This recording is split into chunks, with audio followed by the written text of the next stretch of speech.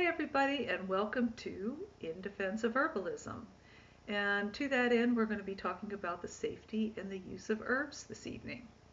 Now, I think it's really important to be able to evaluate accurately the safety and the use of herbs to the best of our ability so that we can make sound judgments as far as the use and the safety of herbs for the benefit of our healing. This evening I want to talk about, first of all, the role of media plays in influencing our use of herbs. And I also want to take a look at a couple of herbs, specifically at their therapeutic actions compared to their traditional actions, and also the safety information about those herbs. And then I wanted to, in conclusion, take a look at resources so that you too can know where to look for these items, therapeutic uses, traditional uses, and safety information so that you can make your own judgments about the herbs you want to use for you and your family. So, first up, let's talk about the media. The media does, I believe, play a role and can influence whether or not we use herb based on information that they present or may be left out. So first let's talk about St. John's wort. Some years back, I think it was 60 Minutes, decided to produce a story about St. John's wort and depression. Now, that was great, and people went out and bought St. John's wort to use it for that purpose. But when they got home and started using it, they thought it wasn't effective. And the reason why they thought it wasn't effective was because St. John's wort really takes 6 to 8 weeks of consistent use before you're going to see a result. And the story left that out, and so people didn't know. Now, I think what's sad about that is that there were people at the time who really could have benefited from using a relatively safe herb like St. John's wort compared to probably a pharmaceutical that they may have turned to in the absence of St. John's wort working. And I just think that's really unfortunate because it's heavily used today.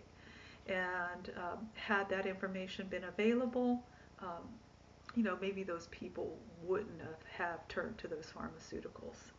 So the next herb up is skullcap. Skullcap is a very safe herb, and it got a bad rap several years ago as being hepatotoxic, meaning it's toxic to the liver. And I just happen to have one of my own skullcap twigs here.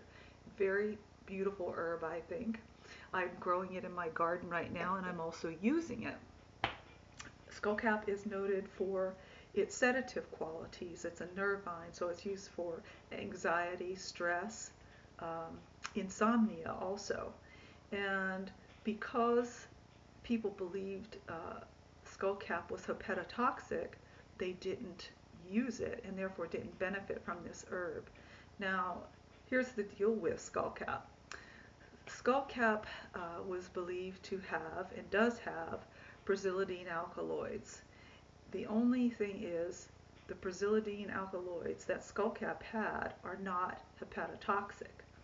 So again, skullcap got a bad rap and didn't deserve it, and consequently people did not benefit from its use. Another story I have is about stinging nettle. I was doing research last semester for a paper on stinging nettle and was reading a lot of good things about it. It's very nutritive. It's got a lot of vitamins and minerals. It's used for anti-inflammatory purposes, treating of asthma, treating of arthritis, BPH. And, in light of that, I was coming across a contraindication that says don't use in breastfeeding. And I thought it just seemed odd for all of the apparent safety that the herb has. And it is a very safe herb to use. You might get some gastrointestinal upset. So I did a little more research and found that there was one case where a mother used stinging nettle cream, and the baby nursed, and that the infant got urticaria. Now, urticaria is hives. So first of all, I read the baby got urticaria and thought, oh my God, this is awful. And then when I found out about it, what urticaria was, well, it wasn't that bad. And then I found out that it was only this one reported case, and when the mother stopped using the stinging nettle cream, the baby was fine. Now, what does this mean? If I were a nursing mother, yes, I would want to know that my baby could have a reaction to my using stinging nettle. However, just giving me a one-liner that says, hey, don't use stinging nettle, isn't enough information. I would want to know that it's with topical use, and there was only one case of this reported, which quickly reversed itself when the use stopped. If I were a nursing mother and I was postpartum, I would want to use stinging nettle as a restorative for myself, and that's the way I use it now.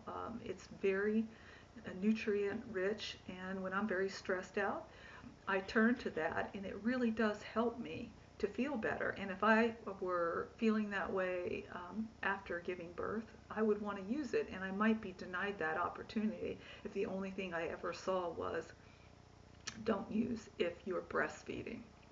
So important that we have complete, accurate information. And sometimes, when we hear something in the media, it just shows that we need to maybe dig a little deeper or wait for the rest of the story to come out. So let's take a look at a couple of herbs. I'd like to compare their traditional use to their therapeutic use, and also look at their safety information. Now, what do I mean by traditional use? This is uses that have been passed down from generation to generation. Therapeutic use is uses that are science-based, and of course we have our safety information, and the source for that is the Essential Guide to Herbal Safety and the Botanical Safety Handbook. So these are two very reliable sources that you can go to. They're worth investing in to get reliable safety information about herbs you may be interested in using. So let's look at echinacea first. I think we're all very familiar with echinacea. I've used it for years now for inflammation, infections. So if we look at the traditional actions of echinacea, it is antiviral, it's anti-inflammatory, and it's anti-catarrhal, meaning it's going to bring up mucus.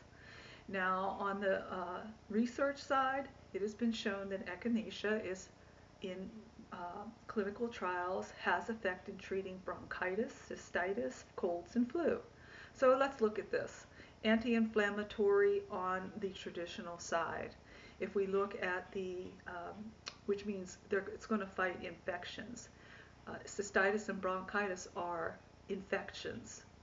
And if we look, say, at the antiviral traditional property used in the treatment of viruses like colds and flu, we see the corresponding scientific research proving the same, that for the colds and flu, we can use, there's some evidence that echinacea is effective for this.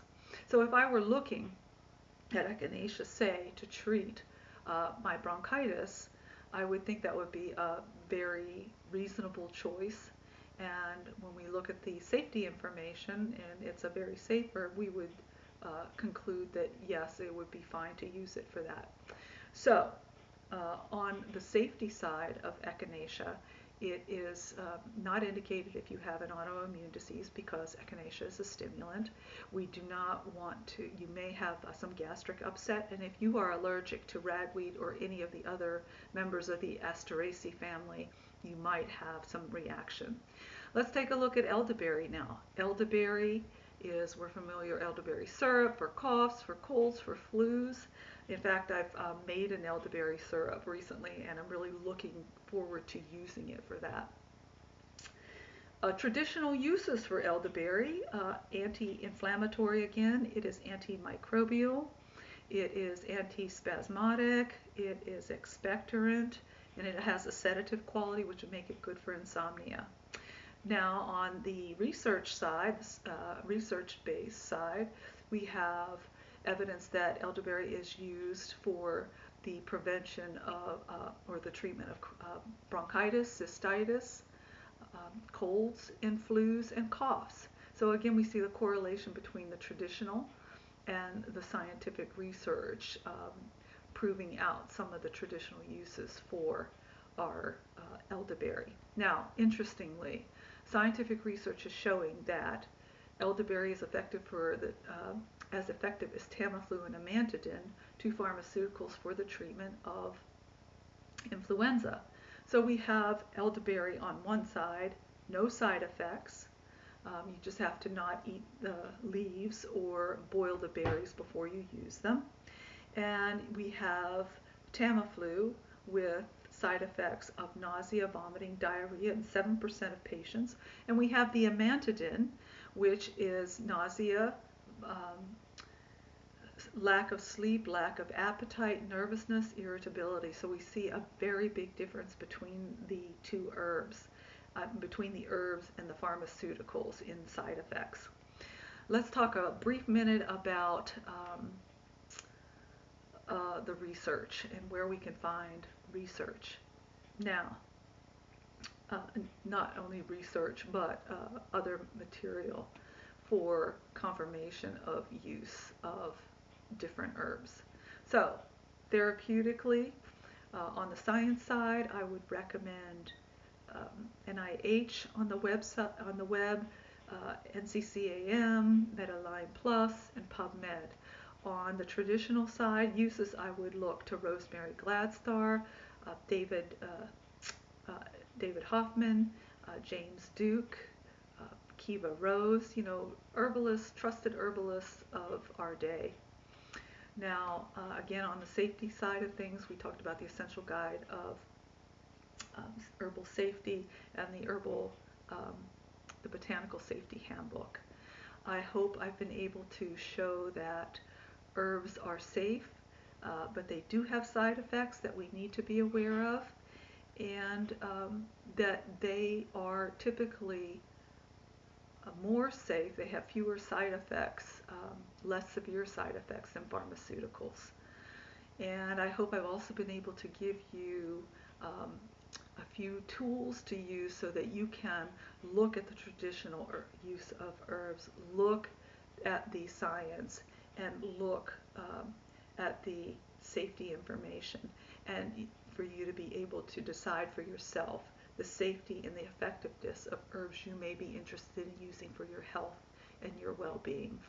I thank you for joining me this evening, and I look forward to answering your questions on the discussion board. Thank you and good night.